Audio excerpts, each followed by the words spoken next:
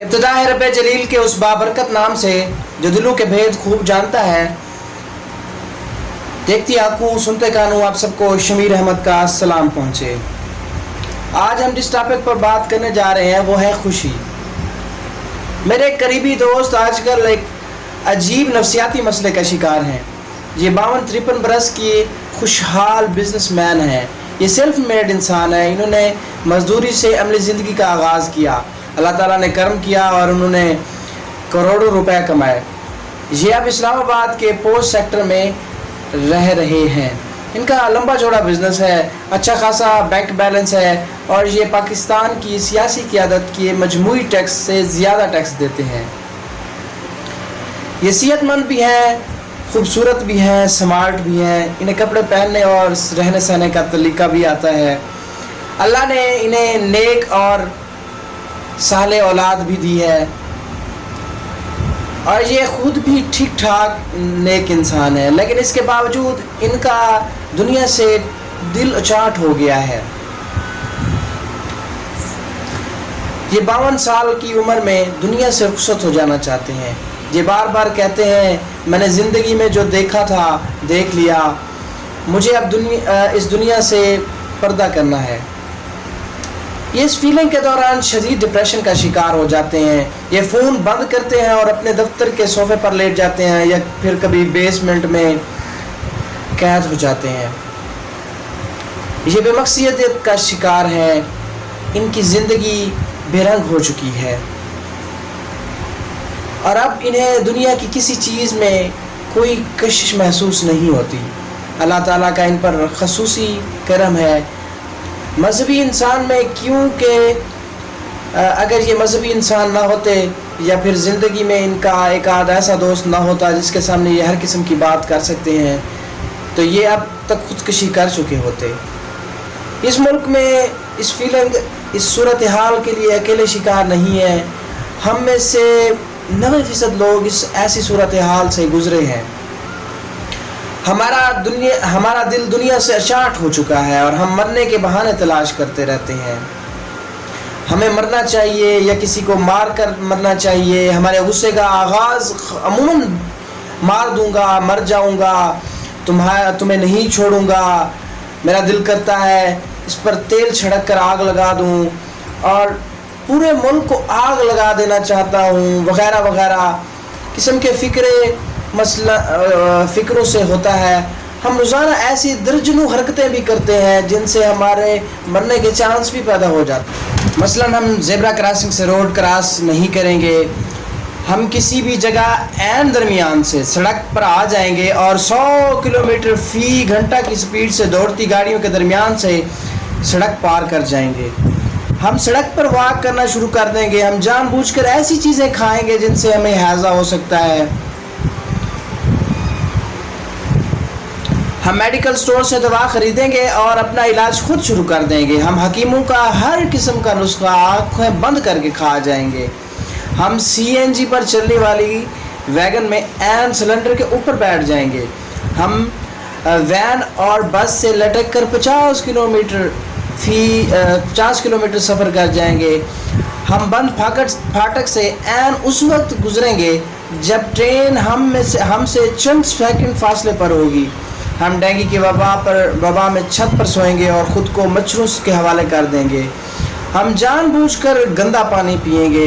हम लोग देसी भट्टी की वो शराब पी जाएंगे जिससे हर साल से हम अपनी नौकरी, अपने रिस्क को लात मारेंगे और पूरे ख़ानदान को खुदकशी तक ले जाएंगे। हम हर उस एहतजाज में शरीक होंगे जिसमें सरकारी इमारत को आग लगाई जाएगी,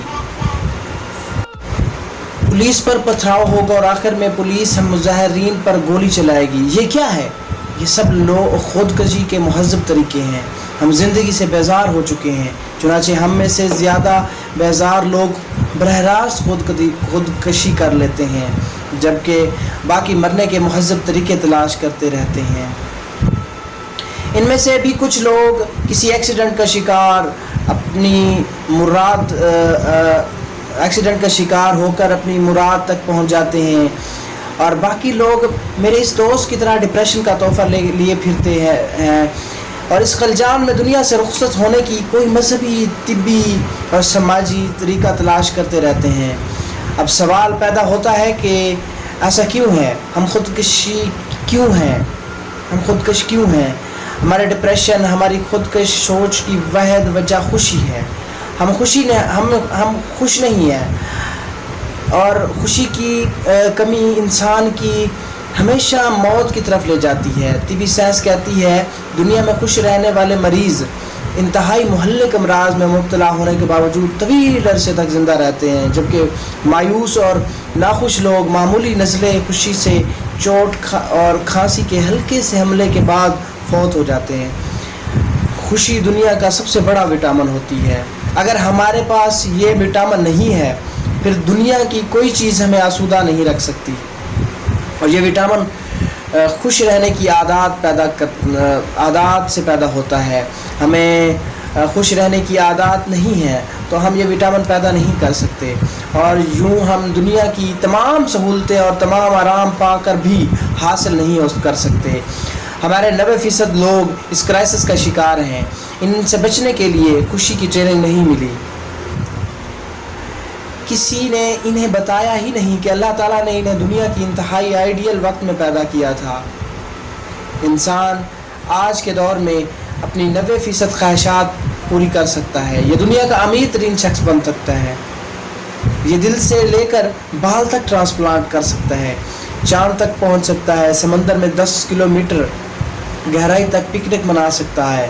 آج دنیا میں کینسر کا علاج ممکن نہیں۔ آپ امیر یا کامیاب ہیں تو پوری دنیا آپ کے لیے کھلی ہے، اور آپ آج کے زمانے میں سیاہ فام باشندہ امریکہ کا صدر بن سکتا ہے۔ کسی نے یہ نہیں بتایا کہ ہمیں سب سے پہلے اس چیز کو انجوائے کرنا چاہیے جو ہم حاصل کر چکے ہیں، اور اس کے بعد باقی حسرتوں اور خواہشوں کی طرف بڑھنا چاہیے۔ کسی نے ہمیں نہیں بتایا انسان اللہ تعالیٰ کی واحد مخلوق ہے جو جسم، دماغ اور روح کا مجموعہ ہے۔ پودوں اور جانوروں میں جسم اور روح ہوتی ہے، دماغ نہیں ہوتا، جبکہ فرشتوں اور جنوں کے پاس دماغ اور روح ہے لیکن جسم نہیں ہے۔ ہمارے پاس تینوں ہیں، اور یہ تینوں زندہ ہیں اور انہیں روزانہ خوراک کی ضرورت ہوتی ہے۔ ہم جس طرح جسم کو کاربوہائیڈریٹ، پروٹین، فیٹس، وٹامنز اور پانی دیتے ہیں، ہم جس طرح جسم کی صفائی ستھرائی، خوبصورتی کا خیال رکھتے ہیں، ہم اسے گرمی، سردی، بارش، چوٹ اور حادثے سے بچاتے ہیں، اور جس طرح اس کا علاج معالجہ کرتے ہیں، بالکل اسی طرح ہمارے دماغ، ہماری روح کو بھی علاج معالجے کی نگہداشت اور خوراک کی ضرورت ہوتی ہے۔ ہم جس طرح جسم کی خوراک نہیں دیتے تو اس سے زیادہ ہمارا جسم مرجھاتا ہے، ہم کمزوری، سستی اور بیماری کا شکار ہوتے ہیں۔ بالکل اسی طرح جب ہماری روح اور دماغ کو بھی مناسب وقت خوراک نہیں ملتی تو بھی جسم کی طرح بیمار، کمزور اور سست ہو جاتے ہیں، اور یوں ہماری زندگی سے خوشی اور سکون کم ہو جاتا ہے۔ اب سوال یہ ہوتا ہے کہ دماغ اور روح کی غذا کیا ہے؟ ہمارے دماغ کو نئے آئیڈیاز، نئی معلومات، انفارمیشنز، نیا علم، نئی فکر، نئی رائے چاہیے ہوتی ہے۔ ہمارے ذہن میں روزانہ 4000 سوال پیدا ہوتے ہیں۔ ہمارا ذہن ہم سے کیا جواب مانگتا ہے، لیکن ہم دماغ کے یہ سوال مسترد کر دیتے ہیں۔ ہمارا دماغ سوالوں کا قبرستان بن جاتا ہے، اور قبرستانوں میں کبھی خوشی کے گھاس نہیں اگتی۔ ہمارے دماغ کی خوراک کتابیں اور گفتگو کے فارمز ہیں، دانشوروں کی بیٹھک، televisions, theatres, films, art, research, آثار قدیمہ کی سیر، تفکر ہوتی ہے۔ ہم میں سے کتنے لوگ ہیں جو اپنے ذہن کی یہ خوراک دے رہے ہیں؟ اسی طرح مثبت کام روح کی غذا ہے۔ دنیا کا ہر وہ مثبت کام روح کی غذا، روح کی خوراک ہوتا ہے، اور دنیا کی ہر منفی سرگرمی ہمارے روح کے لیے بیماری ہے۔ دنیا میں مذہب کو روح کی غذا اس لیے کہا جاتا ہے کہ انسان کو مثبت سوچ اور مثبت کام کی طرف راغب کرتے ہیں۔ یہ آپ کو غیبت، چغلخوری، بدتمیزی، ضد، ہٹ دھرمی، لالچ، ظلم، منافقت، طمع، کنجوسی اور تنگ دلی سے روکتے ہیں۔ یہ آپ کو فلاح عامہ، خدمت، برداشت، وسعت قلبی، سخاوت، انسانیت، کائنڈنس، رحم دلی، گواہی، انصاف اور عبادت کی طرف لے جاتی ہیں. اور یہ تمام مثبت سرگرمیاں جو روح کی وٹامن ہوتی ہیں ان سے روح کے اندر پیدا ہوتا ہے. روح کے اندر کیا پیدا ہوتا ہے؟ سکون پیدا ہوتا ہے، پیشنس. اور یہ سکون خوشی بن کر ہمارے چہرے، ہماری آنکھوں میں چمکتا ہے. لیکن روح کی غذا یعنی مثبت طرز عمل، پازیٹیو کریکٹر، ذہن کی غذا یعنی مطالعہ اور جسم کی غذا یعنی متوازن خوراک کے لیے ٹریننگ چاہیے. اور ہم اپنے بچوں کو یہ ٹریننگ نہیں دے رہے. چنانچہ ہم میں سے ہر شخص جوانی اور ادھیڑ عمری کے دور میں پہنچ کر پریشان ہو جاتا ہے.